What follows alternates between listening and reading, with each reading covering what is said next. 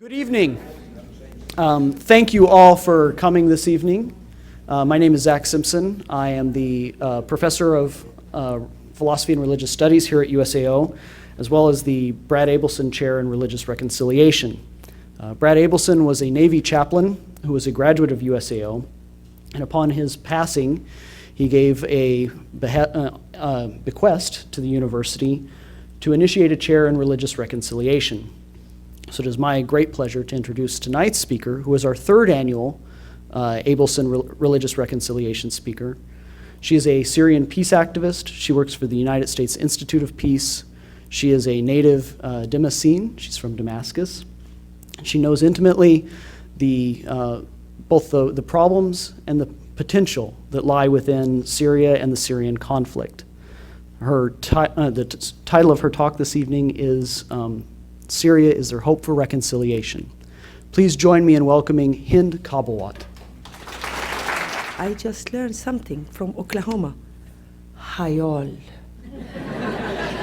So I'm going to be part of this great community, which today I enjoy so much, spending great time with the students. Gave me lots of energy and finding hope in this small college. There's such a great student with big heart, and they want to change their commitment to education, commitment to peace, commitment to learn. And I know how much the students work hard. They are working so hard in job outside the school, and they're studying. So this is give me hope that education is the power, and education can make a difference. And for those who are working and going to be working in political science, politics in the US, in the world, they need people with heart, and I find it here in this school. So thank you from my bottom of my heart for Dr. Zach, Dr. Alicia, and all the other great teachers here.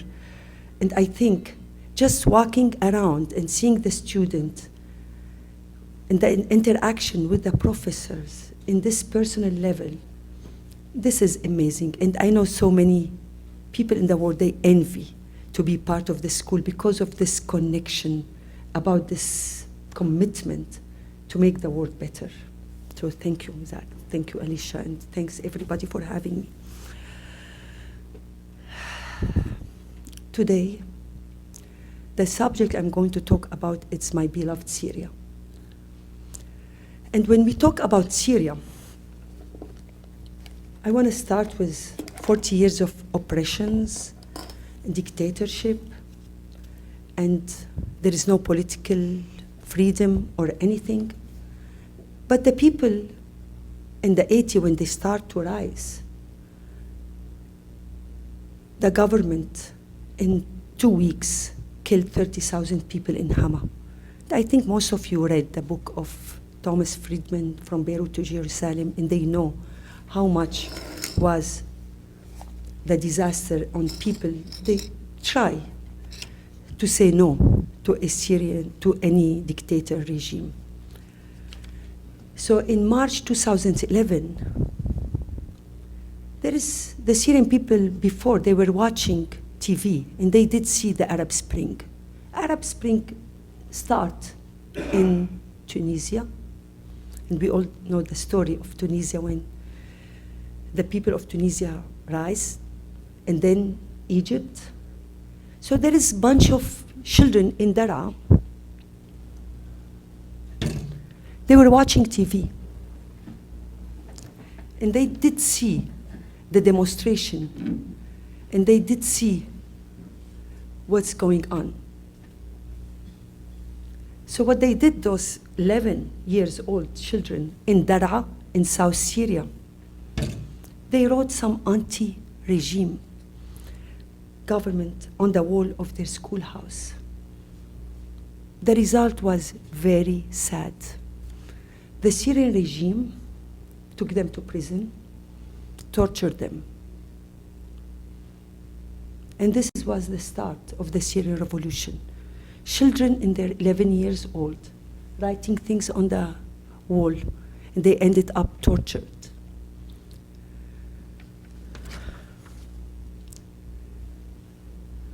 (6 months of peaceful revolution. I've been there. I'm from Damascus. I taught conflict resolution. Have so many students are involved in peaceful movement. So for 6 months, the kids, the youth, people in Syria, they're demonstrating against the government in peaceful way. I know you always say peaceful. We do see now all this violence and war. No, it started as peaceful revolution. For 6 months, the regime acted in this problems of 6 months. The regime reacted so brutal. So there is so many officers in the Syrian government, in the Syrian army, defected. Defection after defection, and after 6 months of people, they say, we can't take it anymore. Our children are dying. So this is when started the arms reaction and start getting to be armed. So, in the ensuing 4 years, the political insurgency demanding democratic and constitutional reform from autocratic government has followed a chaotic course ending with present sectarian standpoint. This is what you see now, sectarian standpoint. And it is, you can see now, it's Sunni and Shiite, but we're going to talk about it, how it started. Anyway, as you see now, what started with the Syrian peaceful demonstrations, demand for simple things, and acting a beautiful things. I told the student today, small ping-pong balls with word of freedom, throwing it in the street of Damascus or walking and seeing the word of freedom on the wall.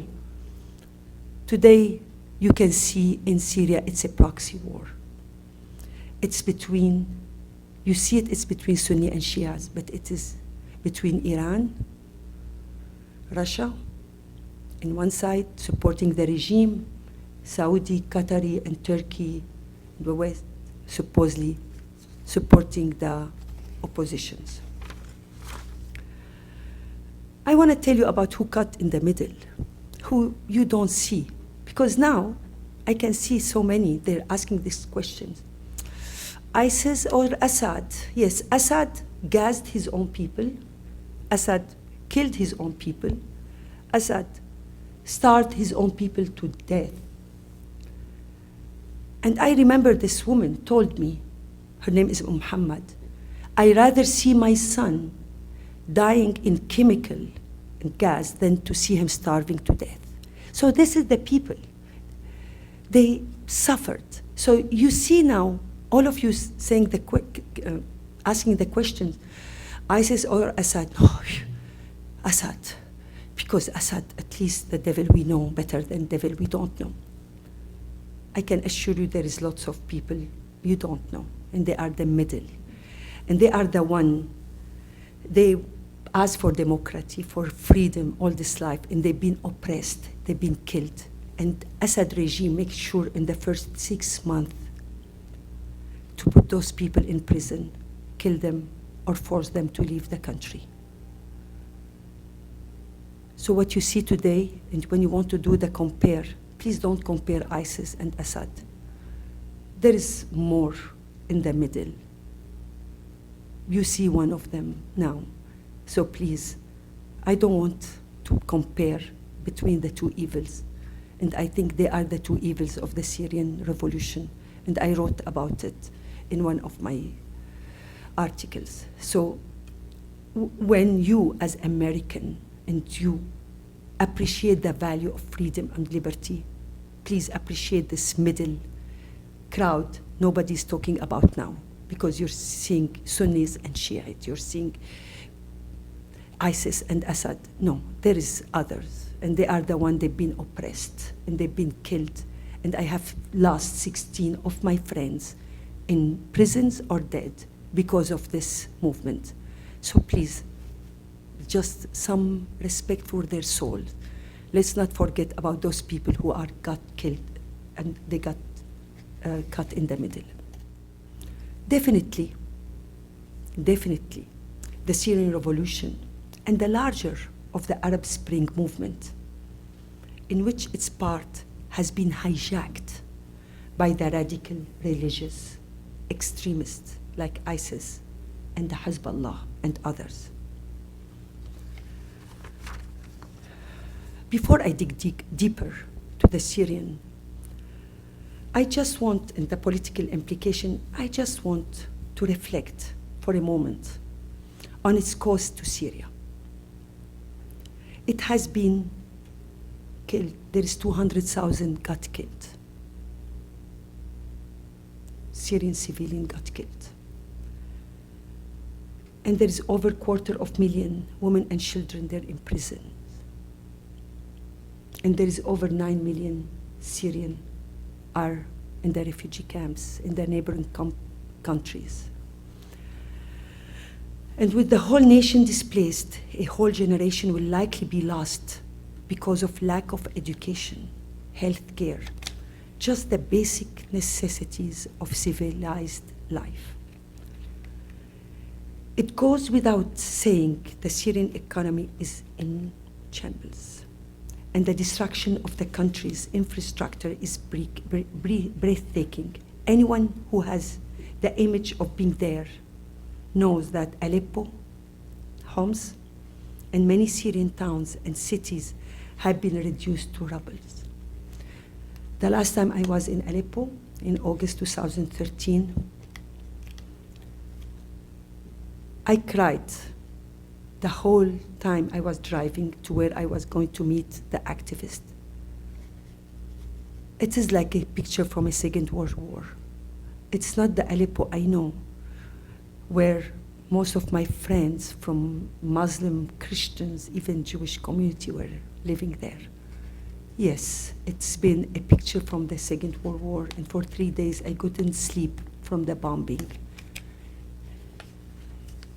The city being destroyed by the barrel bombs getting from the regime, so it's not the Aleppo you read about it anymore, and that's not the history you are all proud of, to be part of the Arab civilization. And when I talk like this, I have pain in my heart to see Aleppo the way it is.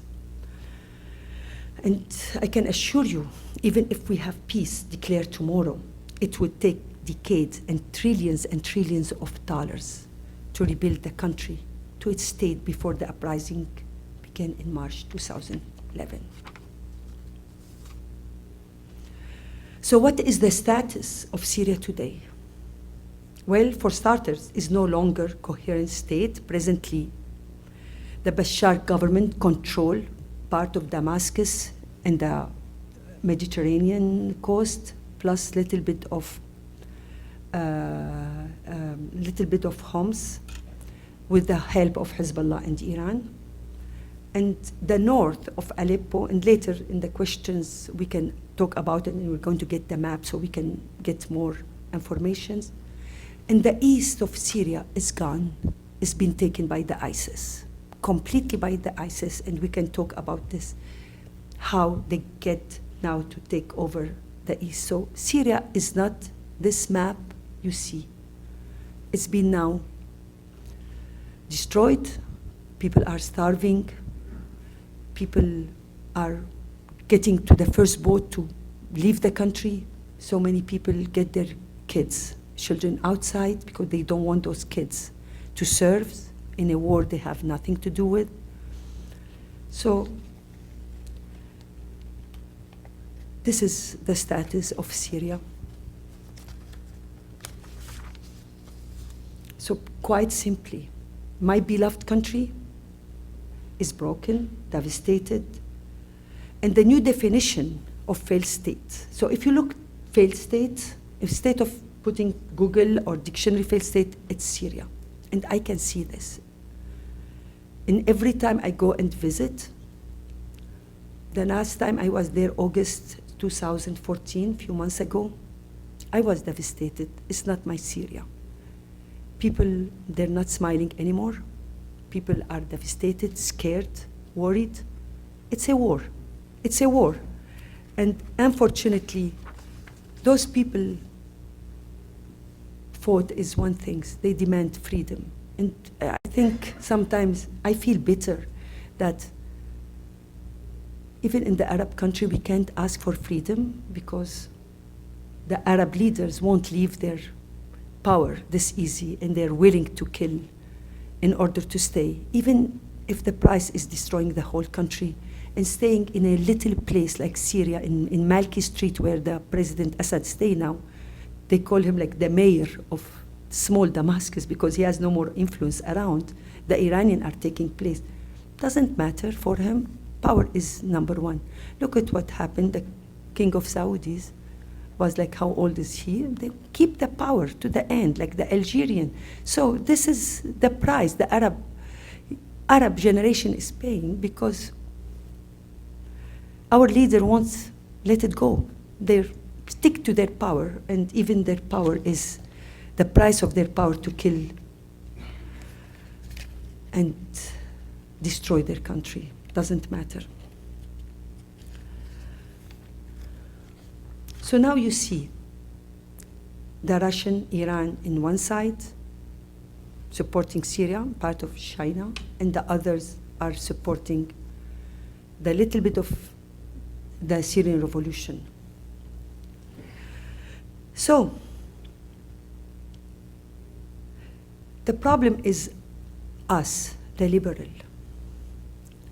We're liberal, we share responsibility. And for many of us, we have reason. We were never able in the Syrian, like when we saw this tragic, we have to take responsibility. The liberal opposition, what did we do? I just asked you before, think about us, but did we do something good? Did we have a plan? Did we really plan something to save the people? We didn't. So what happened, we were never able to successfully put in a place a strategy or coherent leadership to control political, the Assad. We didn't have a Nelson Mandela, like the one emerged in the African National Congress. Sadly, we have too many horses charging in different directions, resulting in more disciplined, extremist Islamist factions filling the political void left by us. Here is the problem. We didn't take the responsibility. The minute Assad started killing us and putting us in prison, we left. And we left this place, and we didn't think about them. Every time I go to the liberated area or to the refugee camps, I don't see many liberal people. Even there is not one school supported by secular or liberal people. The camp I was telling Alicia and Zach about, they're all funded by Islamist extremists. All the places, all the humanitarian are being supported by those Islamists. What did we do, the liberal? We were sitting in our ivory tower, thinking about how we want our new Syria, thinking about the day after. And we forgot today that those people needed us. So we left this vacuum, and this is where those groups get all this power, from our ignorance, from our, we didn't think and we didn't have a strategy enough. And like, we should be fair too, the Islamist group had the advantage of being the political and military insurgents and businessiers. They know this business. They know how to be on the grassroots. Before we arrived on the scene, they had a program. They had an agenda. They had a disciplined leadership. And frankly, they stole the march. They stole the march of freedom we started. Because this, as I say, we were busy debating and discussing big ideas and discussing how we wanted to be the new Syria. And again, people stuck in the middle, and they needed somewhere to go, and we weren't there for them. So we can't blame the Syrian people when they get a little bit religious or they get their beard and they go to prayers.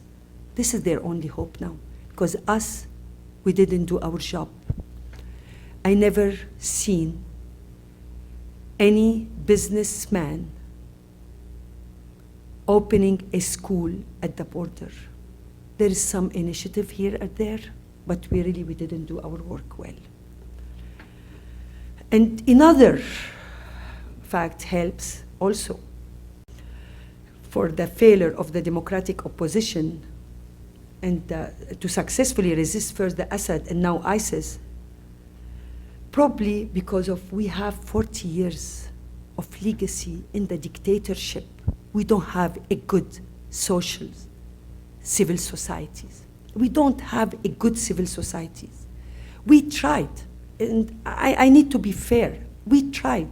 Even one day, I remember we were in Damascus and we met, and we want to do this secularism, Association for Secularism.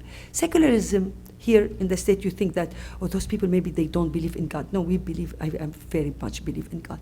But the secularism is how to separate the religion from state. When you, so it's the people, they think that religion shouldn't be part of the politics. So we applied for this. Did we get this approval? No, we didn't. In the same time, there is any other Muslim group will apply to do any social or civil society, like the Qubaysiyat then. We applied in the same time, they got the approval, we didn't. So the Syrian regime makes sure that this, and because they make sure that we don't do this civil society almost crippled. And we have to understand that few of us had much experience in this. We don't have it. We didn't have a strategic plan. We didn't know what's vision because we didn't get the opportunity to do it. And even I remember one of my friends, she's a doctor in Hama. She decided one day, every Friday, we'll go with some other kids of her friends. We'll go to clean the garden because this garden, nobody's cleaning it and the government's not doing a good job. You know what, we'll do it. What happened? They did it the Friday, they were all happy. Next Friday, they got a warning, you don't do it. So the government that did not want anybody to work and do good community work. And we couldn't do any public meetings. We couldn't do even meet or do anything. So for some people now, they say, this Syrian revolution started in the mosque. Oh, those people, they were coming from the mosque. Excuse me, the mosque is the only place in Syria people can meet. So it's not their choice. If they have a choice to be in a restaurant and talk politics or go to a club and debate, even in the university, we weren't even allowed to have a meeting like this. There will be speech written by the government, we can read it, and we can't even change. So this was where we were before. So that's why, if you think about it a little bit, in Tunisia was better successful story for transitional to democracy because they have better civil society system in Tunisia. That's why you see Tunisia today is much better off than the other Arab Springs because they have a good civil society in place. In Libya, they didn't have anything. Egypt, you know how much they oppressed. The Mubarak was oppressing even the civil societies. So this is another lesson that how much civil society is so important for any society to keep the role going.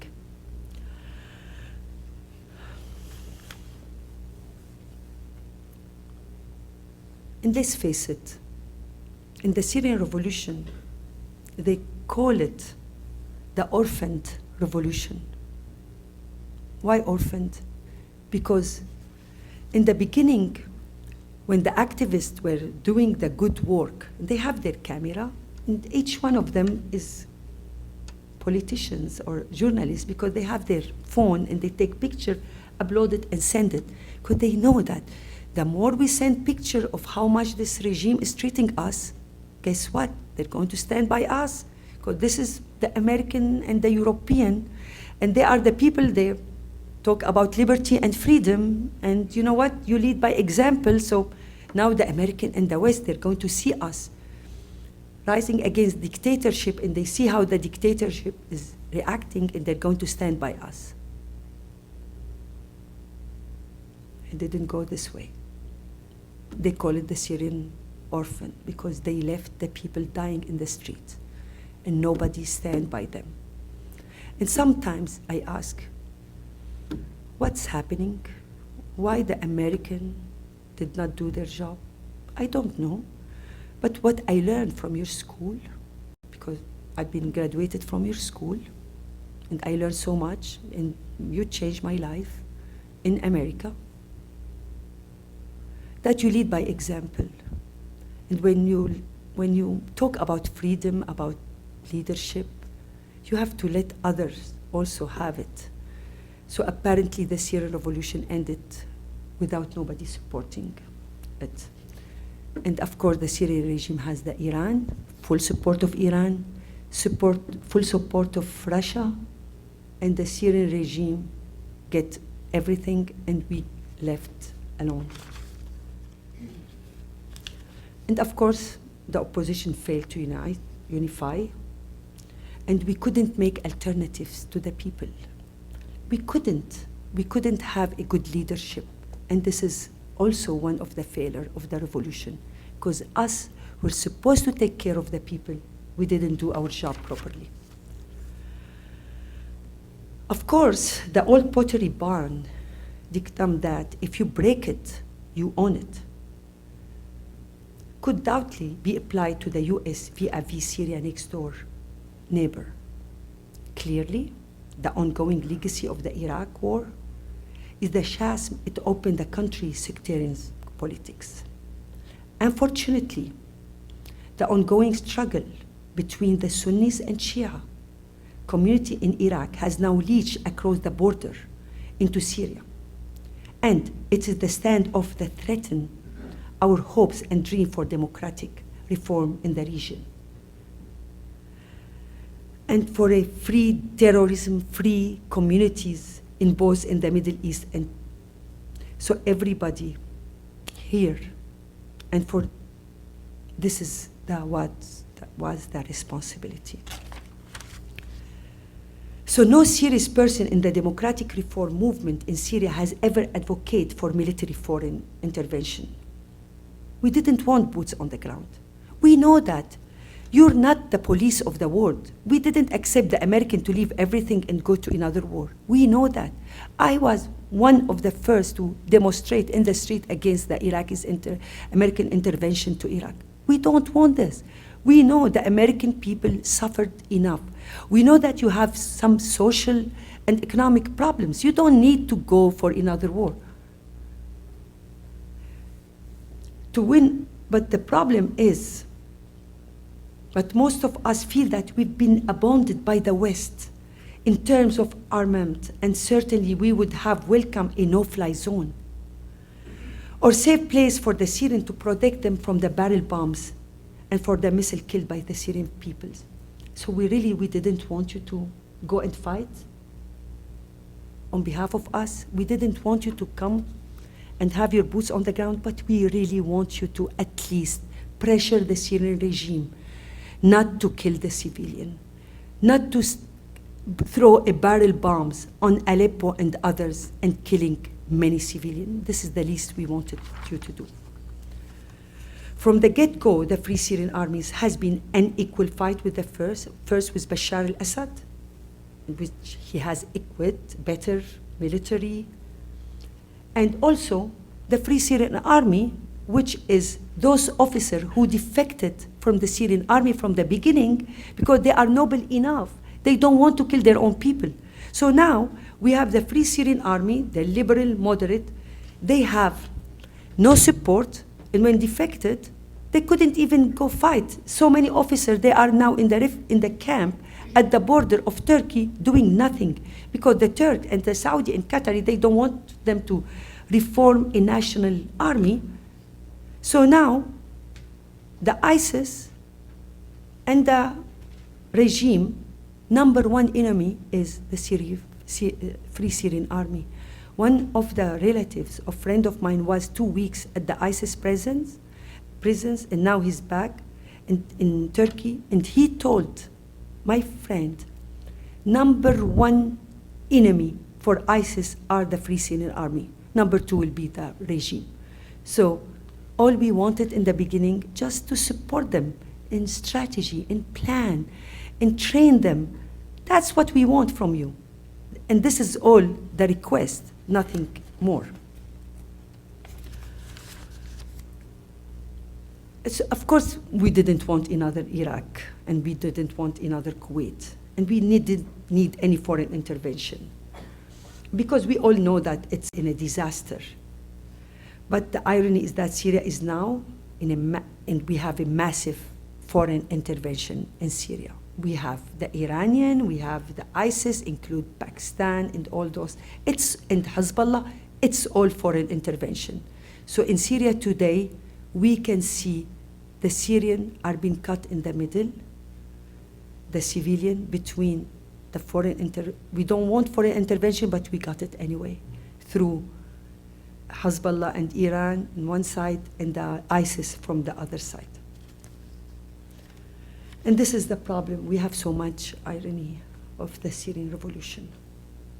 And don't forget today, we have also another problems, recruiting for the ISIS.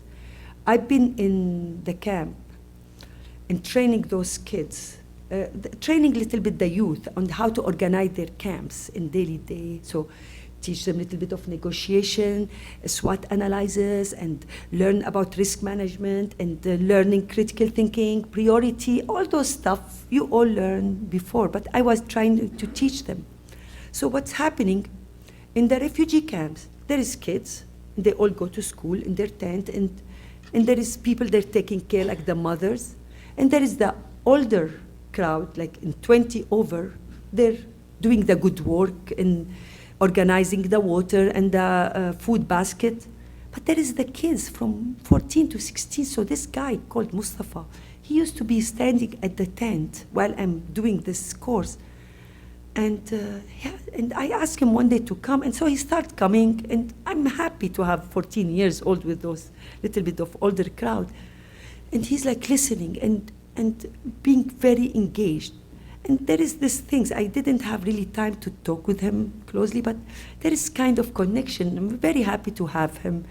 And he used to sing in the end of the course. I will ask him, sing for us. And he will be singing, like today in the class we have some singing too. So I was very happy. Anyway, the next time I was at the refugee camps, I didn't see Mustafa.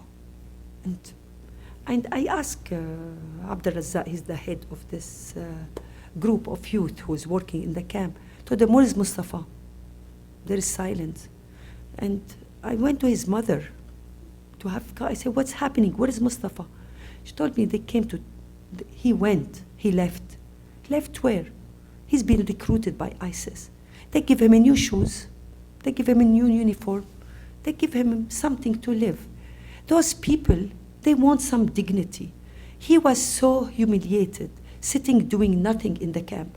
And so many times we've been talking with Western, with people, for God's sake, those kids are cut in the middle. Those kids, if you want to do something, let's give them hope. Those kids, they want schooling, they want education, they want hope.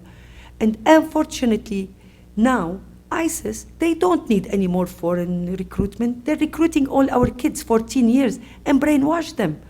And why is this? Because there is no education, no hope. This person, I'm going to call him nickname Zizo, and this guy, he was seriously going to join the Islamist group because he's so smart, he's amazingly smart. And the only thing I did, make some phone calls, get him a grant, and we sent this boy to university in Turkey. He's doing an amazing job. And this is what we need to do. In every Syrian person, they need to sponsor some kids to take them to school so we can save them from recruiting by ISIS and others. So it is part of the responsibility also.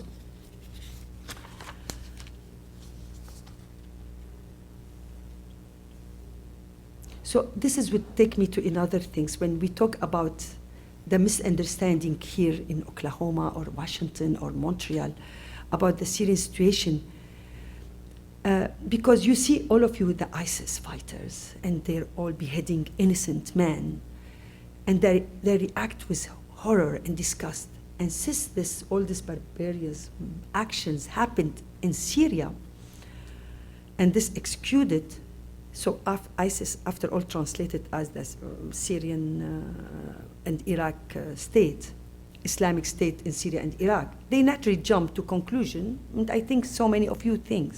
So, that Syria political culture has been redeemedly radicalized, and that the average everyday Syrian man and woman have been converted to radical Islam, that Syrian is now ground zero for wild jihadism, and this is what you think. And I can assure you that it's not the case. Today I was telling the class, I hope the student won't feel bored that I'm repeating the stories. I was passing to go to a checkpoint, and this guy wearing this Syrian beard, Islamist, he's having a big piece of bread with him. And this is the time in 2013 when I used to go, still I don't have a scarf, and I look how I am now, exactly. With big difference, I used to put a cross, because for me, I wanted them to know that I'm Christian and I'm there for you. It's like to build the bridges between me and to lesser the tension, if there is any, about other religions. So this person looked at me, and I look at him, I told him in Arabic, Assalamu alaikum. It's like, God be with you. Peace be with you. And he said to me, Assalamu alaikum. So immediately, it said the machine things. We know how to talk sweet. So I told him, bon appetit. It's like, bon appetit, in English, bon appetit. The French connection here, good. He looked at me, he looked at my head and the cross, and you know what he did? What do you think he did? He divided the piece of bread and gave it to me. I have so many stories about this. In the last trip in the IDP camp, there is this orphanage. It says a camp called the Camp for Orphanage and Widows. Because this is only women who lost their husband, father, and the kids. So I went, and they have this meeting, we have this meeting in the mosque. And I was excited. I sat with the woman, and I'm full scarfed. And I didn't want to say what's my religion. I'm Syrian, I speak your language, I'm from Damascus, and this is what matters. So we did all these traumas and things to support them, to get them, and we start saying things like God with us, and some few things. So after 2 hours in the beautiful meetings, I'm getting out. I tripled, like not this big time. And without thinking, I say, Jesus. You know what you say? Jesus. And oh my God, this is when I find some kind of energy here. Jesus. And they look at me, I say, oh no, oh no, oh no. And they start like pulling me, come have coffee with us. Come have coffee with us. And I was literally 1 hour, 5 minutes in every tent, just going around, having coffee and visit. And they are following me to the end. Are you coming back? Yeah, we're going to send you a sewing machine and books and this. Goodbye. And all of them hugs. And one of the women, originally from Damascus, I thought, I love your Turkish coffee. This beans is so... She followed me to give me whatever she has. She has this little bag of Turkish coffee. She gave it to me. And I'm thinking, you know what? Why is that? I didn't say anything. After 2 weeks, one of those teachers were in Gaziantep, this city at the border. They have this woman meeting. And she told my friend from the local council of Idlib, she was sitting there, she told her, now my friend told her, oh, you're from this camp. Yeah, my friend came to visit you. She looked at her, she told her, oh, the Christian? They knew I'm Christian. They knew that I am but they know more that I'm Syrian, and they know more that I have a heart, and they know more that there's nothing will separate us. So when you see there is some sectarianism, I can feel it. Of course, it's a reaction, but it's not the action. Reaction of all the dead. So people, they get this, but reality on the ground, I can tell you that in Christmas, it's tiring.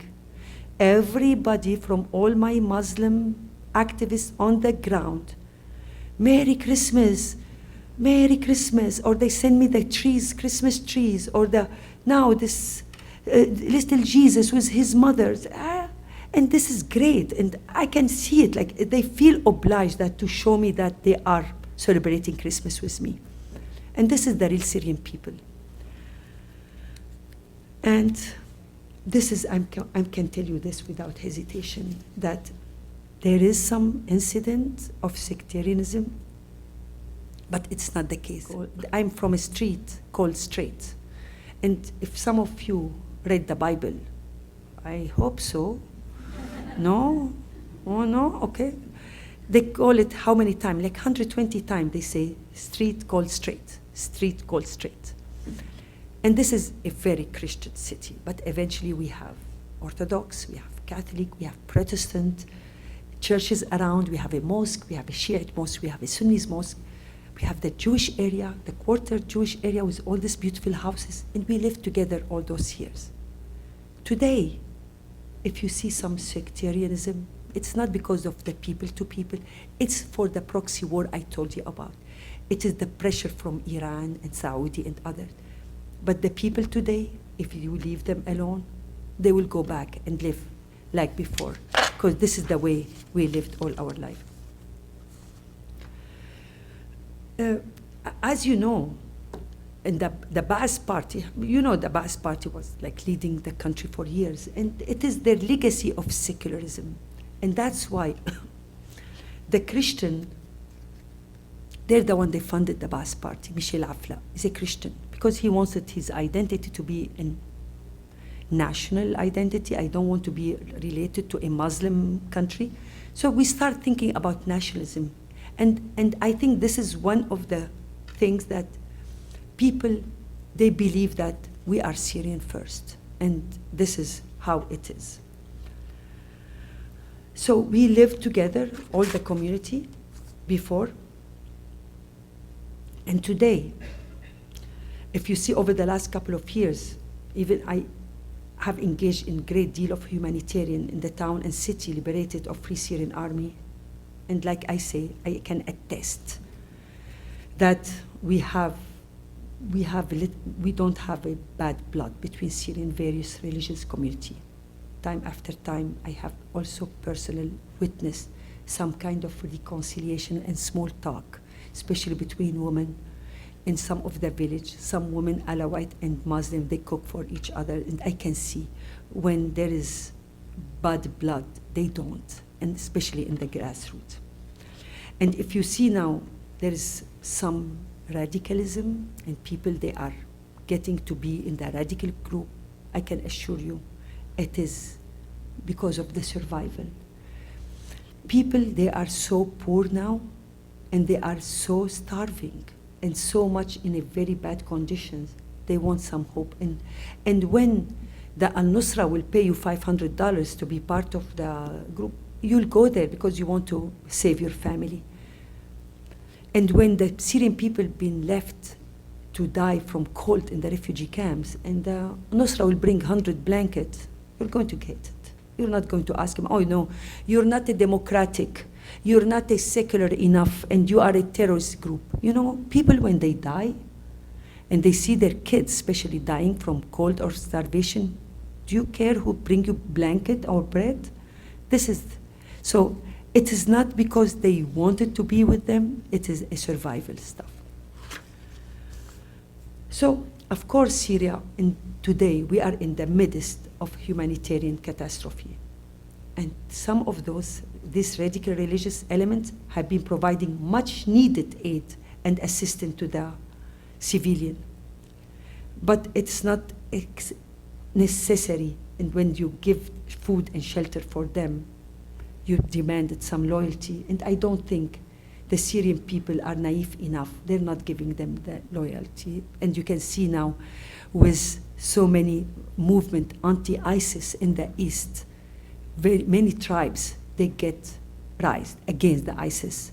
They don't care because they know that ISIS are dangerous. And you see this in many places now where the ISIS, even Al-Nusra last month, they've been stoned 2 women and killed 2 other women as a punishment for adultery. And there is women in those areas demonstrated against Al-Nusra. So Al-Nusra and ISIS are not popular. They tried sometime to get some humanitarian, and Syrian people are smart enough. They want their kids to survive, so they might take the humanitarian aid, but they're not really part of the equation of this. And I do believe that firmly that we need to live and let us live, and this is how it is. Oh. So I just want to talk a little bit about Christians, where we are today. Christians, minority. We don't want to call ourselves minority because I think Syria is for the Christian. It's our country in the beginning because this is where we were 2,000 years before any Muslim or anybody comes before. But for us, especially for people like us who practice Christianity and went to the Sunday school, and we learned from our Sunday school that we need to stand by the small people, and we need to stand by the oppressed against the oppressors. So when the revolution started, immediately many Christians, as a moral responsibility, we stand with those small people. And there is others, they stand with the regime because of fears or interest. And there is others, they decided they don't want to do anything. And most of the Christian youth today, they left. They left because their parents want them to leave because they're scared. They don't want them to go to another war. And of course, many may not return. Many Christians left, and they may not return because they are feared from ISIS, and they're feared from the extremists. And let's face it, the Christian today, they think that they have only 2 choices, the dictatorship and the Khalifa. And this is not what we wanted for our Syria. So many Syrian now Christian are trying to get out of this. But still, the hope is there is lots of big numbers of Christians are working hard to realize the dream of free, democratic, secular, and peaceful Syria, where the rule of law is respected and faith practice their religions freely. And a free press and independent judiciary are integral part of civil society. And this is, as a Christian, believe, and as my hope. The final question I want to talk about, is there a light to end this tunnel? And I hope Sik will give me a little bit time to talk about this. Is there any solution for this? We're much in the mud. We have ISIS, we have the regime, we have the proxy war. Can we resolve this? Our problem is we have so many players in the ground, and this is a big problem. And sadly, it is not, we cannot solve it. The Syrian people, we can't solve it. It's out of our hands. So I want just to focus on a big question. There is lots of talk now about back channels, about track 2 diplomacy. We were talking about grassroots negotiation, bottom up. Since we can't do anything from top, can we do something? There is lots of truces now, there is lots of negotiation, there is lots of track 2, and there is lots of people, they decided from both sides. We can't continue like this. And when I say all sides, I want to be fair here as a human being. It's not everybody with Assad today approve what Assad did There is so many people. They don't want this. They lost. There is 100,000 Alawite died in this. They paid the big price for Assad to stay. So there is so many Alawite. They don't want this war. And so many Christian and Muslim. They want to stop it. So there is many people now. They got into the stage of fatigue. Those women I asked in the refugee camp, what's your hope? What's your hope? They all want to go back home. They want to bake their bread, to smell the fresh bread in their homes. They don't want to stay in a refugee camp. And when they talk about in Lebanon, there is more than 1 million refugees in the country, are 2 million, so we're like a third of the country. Who told you those people they want to stay in Lebanon? They want to go back home. Give them some safety to go back home. So I can see today there is lots of fatigue, and people in Syria, they want to go back. And they want to go back to their life. But the question is, will they leave Assad in power? I met this woman, her name, it's like from, I think it's Mustafa, they call her Khansa. That's why I remember her name. This woman lost her husband, lost her 3 sons, and 3 of her son-in-laws. So 7 of her family members died. And hopefully I'm going to see her Thursday in Jordan. I'm flying tomorrow night. If I'm going to tell her, okay, we're going to have a new Syria, we're going to have some negotiation, but Assad is going to stay. It's not me who I decide, it's Khansa who will decide. It's so many women who lost their children, they will decide. So we need to have a solution, but we need to have a transitional justice, which is to have a justice and to give, there is kind of punishment for those people who give the order to kill. Because I can't convince Khansa that Assad is going to stay in power. That's fine with you, because it's not me. I didn't lose anybody from my direct family. So when we need to think about what Mandela did when he launched the Truth and Reconciliation Commission at the end of the apartheid of South Africa. So many were surprised that the black majority would take such a measures, respond to the injustice infliction upon them by the country white minority. But Mandela did it. Mandela believed that restoring the transitional justice would more quickly heal the nations, warned that we have to have justice, and this is what we have to practice. So yes, we can have a solution, but we need to think about the women who lost their children, and they can't live again if they see the people who commit the crimes still leading them. So when we talk about solution,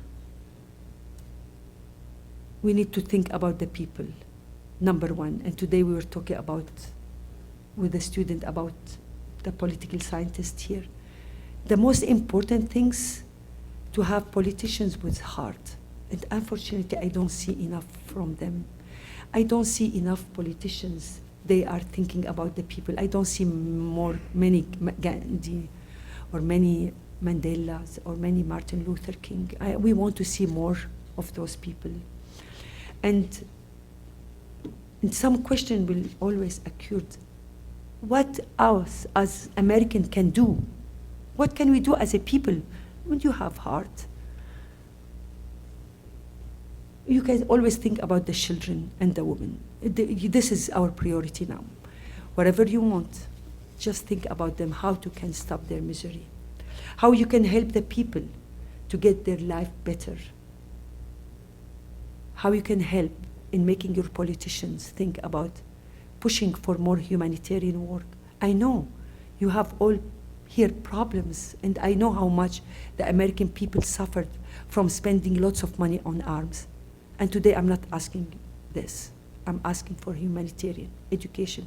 I see how much teachers can do miracles, like my friend here, teaching and training teachers. This is what we need. We need you to help in education. We need you to help in humanitarian. We need you to put a heart in your politician and saying, those Syrian people, they're not ISIS. They're not the government. They're people, they want like you. You want in the morning to have your cup of coffee and have your baked bread, and you want to live, and you want to know that you have a man of dignity. The Syrian people rise not because they're poor, not because they needed food. They needed dignity. And when they called the first demonstration, الشعب السوري ما بينزل. The Syrian people, they don't want to get humiliated. We want to live in dignity. And this is what exactly they want. So, I know I don't have too much time, but we're going to have a question.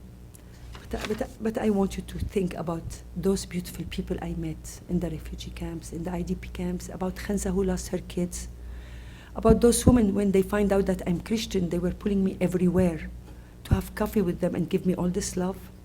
I just want you to think about those Mustafa who left because he didn't have hope. He left to be recruited by ISIS, and his mother will never see him again. We have a misery. This is strategy. And I don't want to look like a complaint box to tell you all what I want to tell you, that when you think about us as a human being. Because all what we want is what you really wanted, freedom and dignity. Thank you. The answer for your question is ISIS, they had a strategy. From the beginning, when this started, they wanted to come and they start sending their mujahideen from foreign countries in the name of helping the Syrian who's not getting any help from the West, who are dying from getting raped, and this is a big thing, because there is 5,000 documented cases of rapes by the Syrian regime to the Sunnis women, so this is a big thing. So where did they get their funding? First of all, immediately, strategically, they took the oil rigs here. They took all these places, like strategic places. So immediately they have a strategy, took all this economic point of oil and wheat. And what they did, they were also kidnapping the foreign journalists and asking for a big money. And there is like this case of the Italian two journalists, $11 million.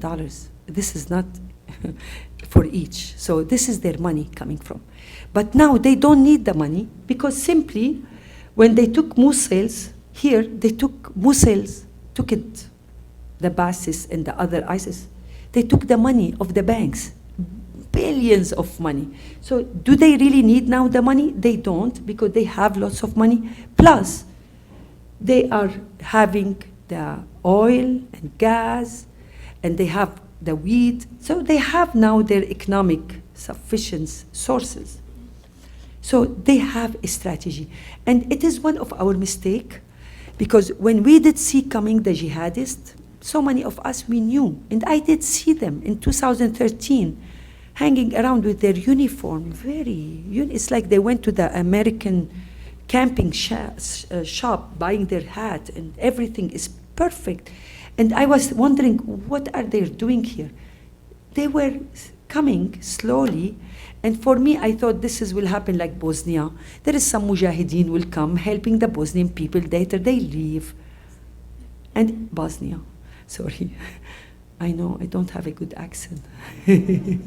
So anyway, what happened, we were always thinking that they're going to leave after they finish their job. And you know what? Let them do this dirty job. And we take responsibility, because we did see it coming, and we didn't want to do anything, because let them fight, because we don't want our kids to die. So you know what, those jihadists, wrong. Because those people, they're there to stay. Bilad al-Sham is the Levant. It is very big in the Quran. And for them, we're not here to help and go. We're here to stay. You can do so much. I love when I see this youth stand and say, what can we do? And this is breathtaking. You know, like when I say it again and again, the youth are the future. This is how it is. They can just get up. What can they do? You can do a lot. Just standing there and saying, what can I help? It's good. And you have so much. You can check if there is any organization you can volunteer with. I can give you my, there is so much you do. And I know so many American friends of my daughters, they go to this project, they go together to the refugee camps and they do lots of conflict resolution and training for children in music and peace building and art. And if you're an artist, you're very welcome to come and help. And it is how it is, so much things to do. And I think I can see it again and again, so many people with big heart, they want to help. And you know what, it's so appreciative. I just want to tell you, for the last 3 years, every time I go to the Middle East, to neighboring country or refugee, I always take 3 to 4 suitcases with me. People think, what is this suitcases? This is like a suitcase, yes. So far we got 70 suitcases full of medicine. We call it, let's smuggle. I hope we're okay here and there. So we love to smuggle. Winter clothes, toys, we get so much toys, so much teddy bears, and this kind of things. Instead of throwing your teddy bears, keep them together and we can send them. And so much, it's, you know what, you think, like, the story of the teddy bears, it's like, I was crossing the border to Aleppo and I have lots of toys in the suitcases because I know there is nothing for the kids and they can have bread, toys, it's teddy bears. And I got all those small teddy bears from my neighbors in Toronto and so I kept a little bit of my purse. I say, just in case if I see kids and those kids, they came and I just give him this teddy bear. And the way he hold this teddy bear and look at it with this big smile, I was almost crying. And this is when I find out, you know what? Toys are so important to kids, like bread. So this is when we start really collecting stuffed animals. And you know what? It's like every kid, this is what they want. It's important, the bread, but just to have a teddy bear. So if you do teddy bears collections, we're ready to